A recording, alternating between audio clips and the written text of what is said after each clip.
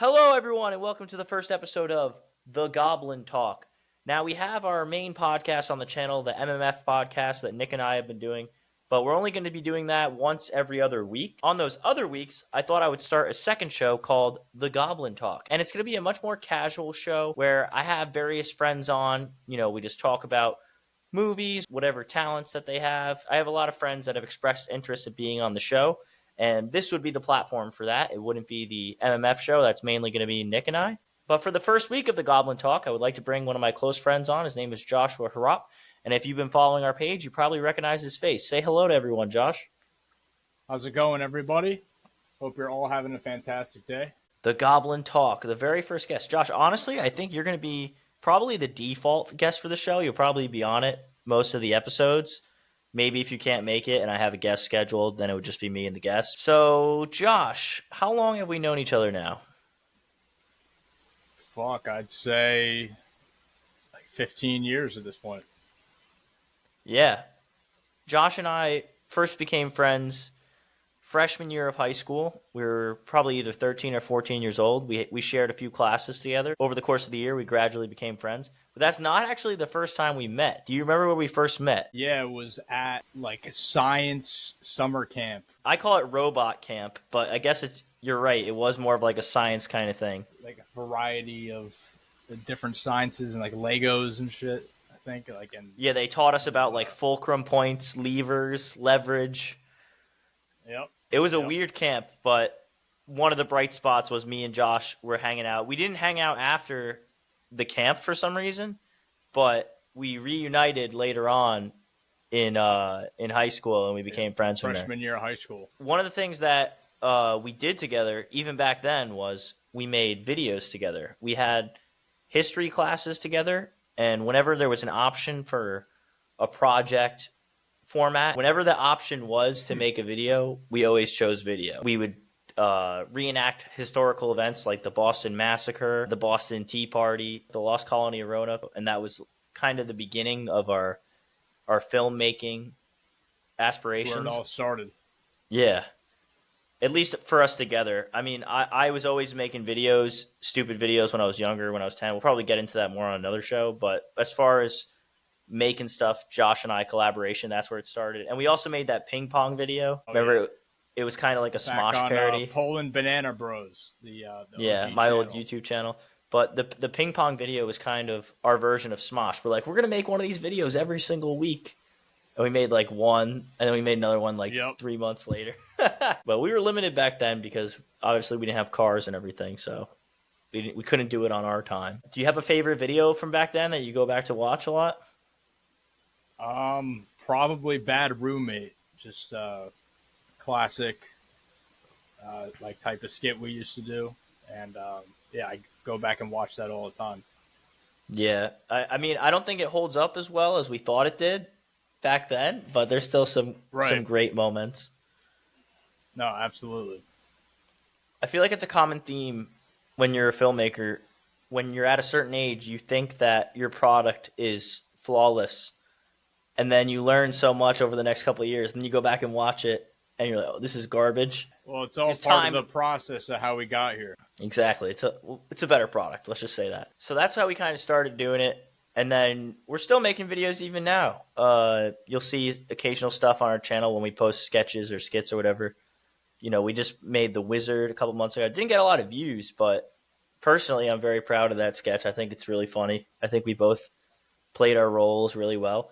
And Josh actually was the writer for that script. He came up with an idea off of a video that we had from when we were like 17 in the woods. Josh was like hitting us with a stick or something and saying, I have the Elder Wand. And then Josh was like, let me expand on that idea. And he wrote the script about a wizard losing his wand. If you haven't seen The Wizard, it's pretty good. It's probably one of my favorite bits that we've done over the last year. So check it out. And lately we've been doing some music-based stuff as well. We just made the Spy Kids rap. Hell yeah. What was the inspiration for that? Why did we want to make a Spy Kids song? We used to watch a lot of Spy Kids throughout our years. Something that we always watched for the memes. Decided to make a tribute. Some of the memes that we used to yell. Leg power up.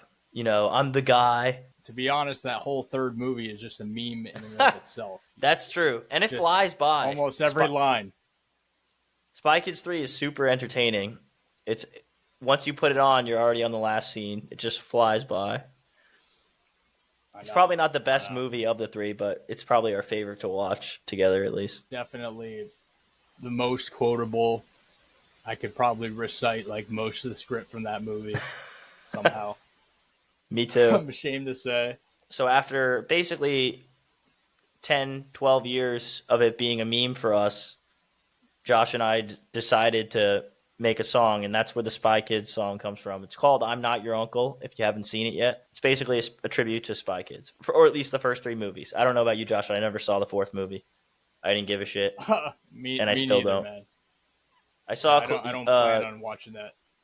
Yeah, I saw a clip on YouTube once of Junie and Carmen coming back, and that's probably all I needed to see. So there's no reason to go back and watch it. God, I bet she got more screen time than Spy Kids 3 in that movie. Yeah, where the hell did the budget go, dude?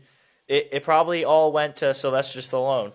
They couldn't even afford to have Carmen in longer than 15 minutes of the movie. It all went to Sylvester Stallone and George Clooney. Yeah. Just you humiliated me. For using me. I gave you your legs. I did that for you. So stupid. See that target? Hit it. You'll bounce straight to the moon. So you want to move into some more, personal questions about like your film love, the kind of, shows and movies that you enjoy. So sure. My first question for you, Josh, is what would you say is your favorite movie of all time? It's got to be Ferris Bueller's Day Off. Why is it your favorite? I don't know. Just everything about the movie, just like the comedy, it just hits a certain nostalgic like vibe for me that I haven't gotten from any other movie, and just really enjoy it. So it's something you've watched since you were a kid? Yeah, I'd say since like middle school. Yeah, that's when I first saw it. Probably when I was like around 10 or 11 years old. So It's weird that we're starting to feel nostalgia from back then now too. Usually the shit that gives me nostalgia has to be like elementary school for me, but we're getting old, I guess. Do you have a favorite scene? The chase scene towards the end, where he's like running through all the backyards and they got the music playing in the background.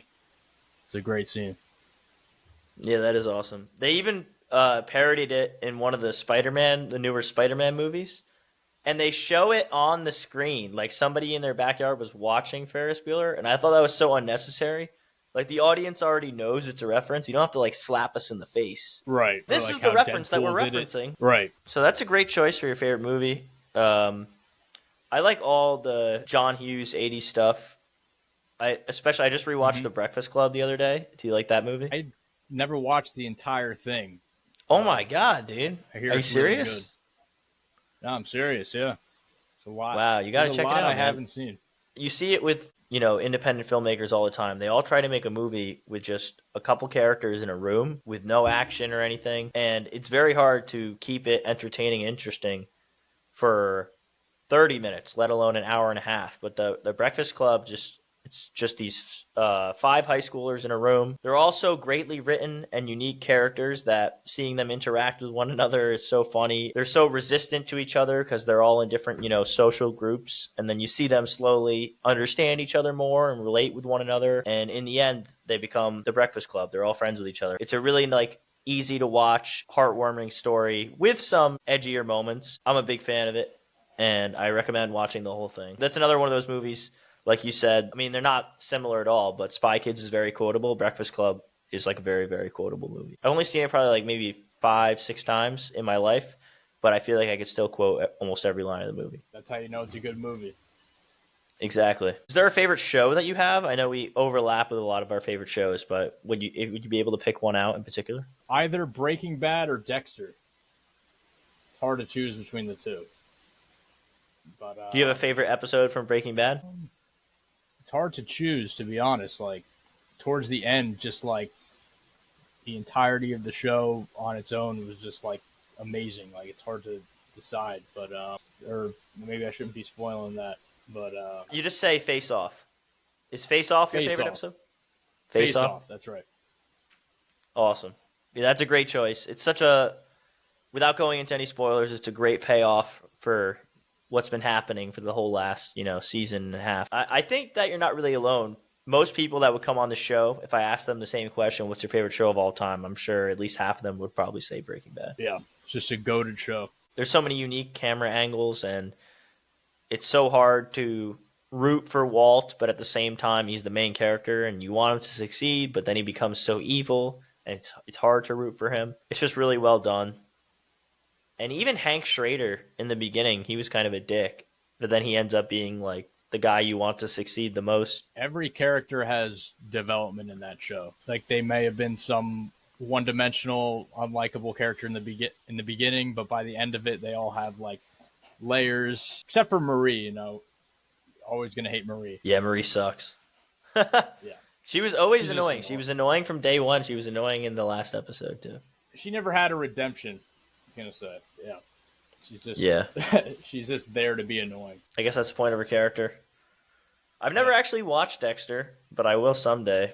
I've heard great things about you it. gotta watch Dexter.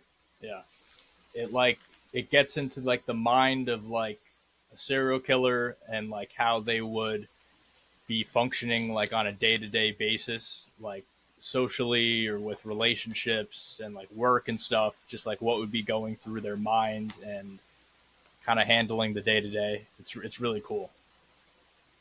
Awesome. You saw the Jeffrey Dahmer show? I did. Dude, that was hard to watch.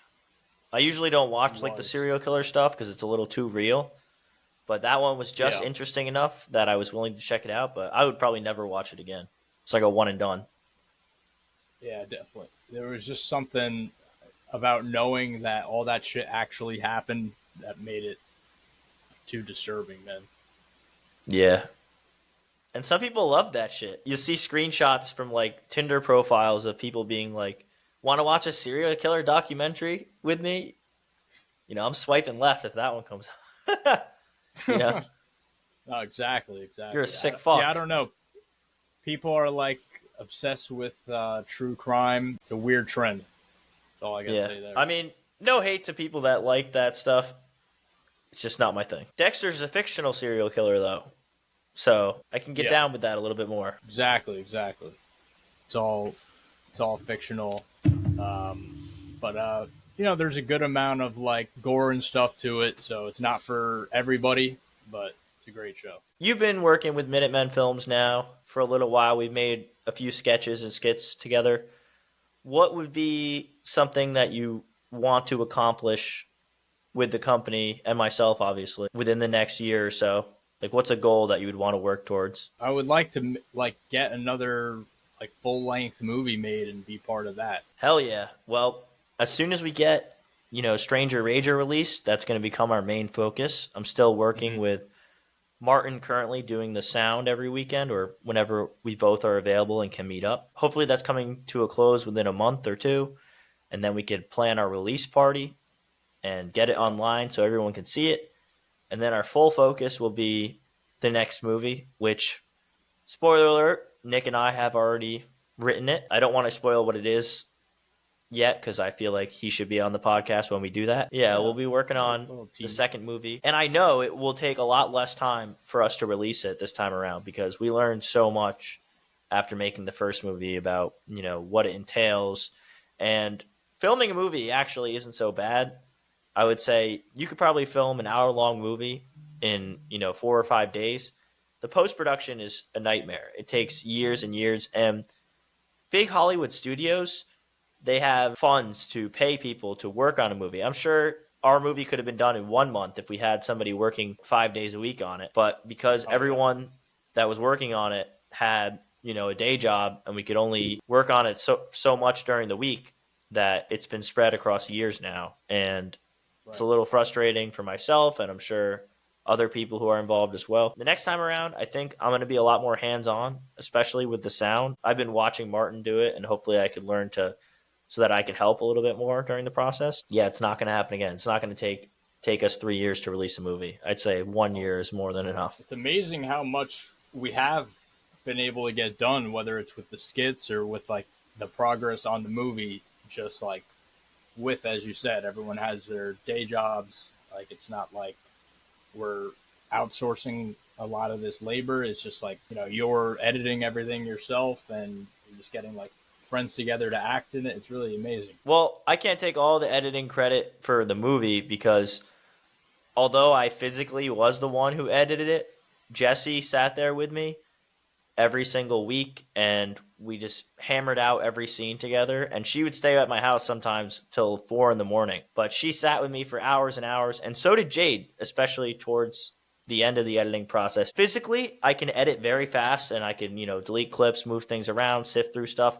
The thing that takes time for me, especially when I'm alone, is comparing one shot to another. I can't decide, is this shot better or is this shot better? Is this take better or is this take better? So having, Jesse or Jade with me at the time and hearing their opinions instead of just my own was like game changing. We were able to, get a whole scene done in one night instead of taking like a week to do one scene. That's as far as the movie goes right now. It's all we're going to get into it. We're probably 80-90% done with it. Just got to put the bow on the post-production and then plan a release date. And that's a good goal to have. That's another goal. That's probably the same goal I have, Josh. Make a second movie. Is there anything else that you want to talk about or let the people know about yourself? I don't know. My life's not that interesting, I'm afraid. I'm a salesman at paychecks. This and music are really my main hobbies. Just making videos with Paul and then making music on the side. Awesome. Well, thanks for coming on the show today, Josh. We'll definitely have you back for the next episode of Goblin Talk, especially if I don't have a guest and it's just myself. We'll provide some more updates soon in the future on the movie and what other stuff we're working on. I think Josh and I think we're going to do something before the next feature length. I think we're going to make something around 15 minutes. Okay. I feel like that'd be fun project to do. Jesse and I have been talking about it too. We want to do something that's, not as big of an investment as the feature length, but still something, high production that we can film and bang out within the next couple months. So it's not going to take too long for us to get into movie mode again. Hell yeah. Thank you for watching the Goblin Talk, everyone. And I can't wait to do more episodes of this show in particular and have some of my friends on. I have friends with authors, wrestlers, athletes, musicians, and they all have great stories to tell. I would love to use this show as a platform, just to have other people come on and just tell their stories. So thanks for watching. Subscribe if you haven't, and we'll see you next time. Thank you for having me. Take care. No problem, Josh.